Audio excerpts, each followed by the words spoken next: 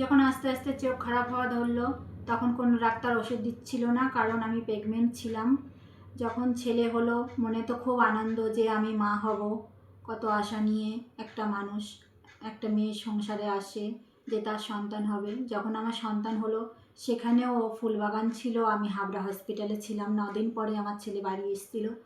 তখন আমি কোলে নিয়ে ওকে খুব আনন্দে, আমার চোখের জল আর ধরে রাখতে পারলাম না, অনেক কান্না করেছিলাম। কিন্তু ওর বাবা খুব ভালো ছিল, আমাকে বলল যে তুমি বাড়ি চলো, বাড়ি গিয়ে আমার সঙ্গে থাকবে, আমার চোখে দেখবে।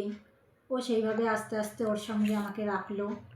আমি বলেছিলাম যে আমাকে বাবার বাড়ি দিয়ে আসো, কিন্তু ও দিয়ে আসতে রাজি হয়নি। ও বলেছিল যে আমি যদি এরকম হতাম তুমি কি আমায় ছেড়ে যেতে?